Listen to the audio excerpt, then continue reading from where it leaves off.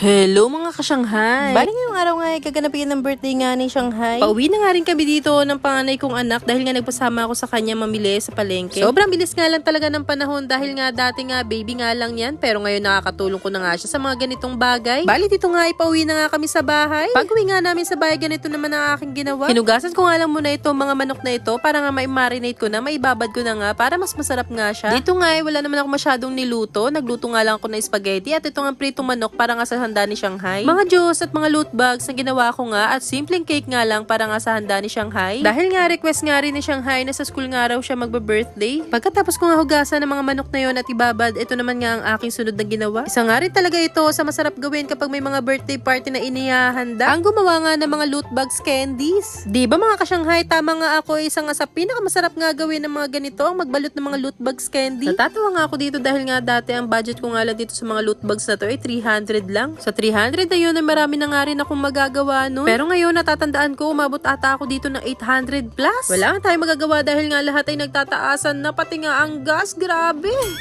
Teka na mga ka-Shanghai, natapos na nga rin natin ang handa ni Shanghai na idadalhin nga po natin sa school mamaya. So ayan yung nagawa ko lahat, ayan niluto ko lahat. Ayan, bilang lahat yan sa lahat ng classmate ni Shanghai. So mamaya mga 8:30 pupunta na tayo ng school, samahan nyo nga ako. Ayan, dadalhin natin kay Shanghai. Dahil nga 7th birthday niya ngayon. Bali dito nga ay nakarating na nga kami sa school at tignan nyo naman nga to si Shanghai, oh, pasilip-silip pa. Yung para bagang hindi niya alam na pupunta kami ng school niya ngayon para maghatid ng kanyang handa dahil birthday niya ngayon. At dito nga may kita nyo naging reaksyon ni Shanghai, tignan nyo nga at panoorin nyo nga ito.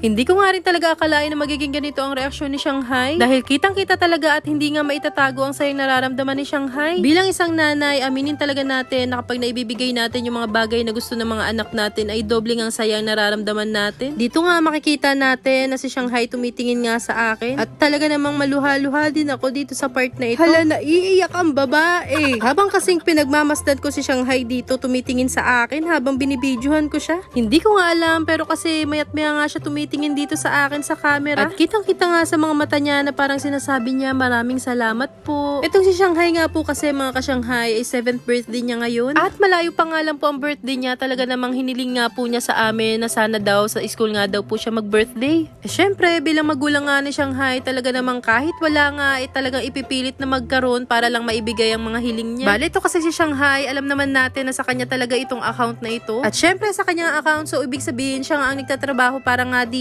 Siya ang nagbibideo sa araw-araw tuwing umuwi nga siya galing school. Siya ang nagpapakahirap mag-ipon ng mga videos para nga may pang-upload siya araw-araw. Katunayan pa nga niya, niniabot pa nga kami minsan ng 11 ng gabi dahil nga sa pag-iipon ng mga videos pang-upload niya. Talaga naman makikita mo sa kanya yung consistent at sipag sa paggawa ng mga videos. Dahil nga sinasabi ko sa inyo, sa murang edad niya na yan, alam niya na sumasahod na nga siya dito sa Facebook. At alam din niya na kapag walang upload, walang sahod. At kapag may mga upload, may sasahurin. Kaya yung ibang pinanggalingan ng pinanggastos namin dito sa birthday niya na ito, dun nga galing sa kanyang sahod. Kaya naman talaga pinilit nga namin matupad ang kanyang hiling na sa school nga siya magbe-birthday. At tignan niyo naman nga talaga dito si Shanghai, o patalon-talon pa sa sobrang saya. At syempre, salamat sa Diyos sa pagkakataon na ito na ibigay ang kahilingan ni Shanghai. At syempre, salamat nga din sa lolo niya, sa papa niya at sa tita niya na nagbigay nga po ng share para nga po maidagdag sa panghanda ni Shanghai. Salamat nga din po sa inyo mga ka-Shanghai sa walang sawang suporta sa araw-araw. Kasama nga rin po kayo sa dahilan kung bakit natupad nga ang kahilingan ni Shanghai na mag-birthday sa school. Salamat nga din po Ma'am Giselle sa pagbibigay ng oras para nga po mairaos ang birthday party ni Shanghai. At hanggang dito na nga lang po muna itong video namin na ito. At kung hindi ka pa nga po nakapollow dito sa amin ni Shanghai, please mag-follow ka na.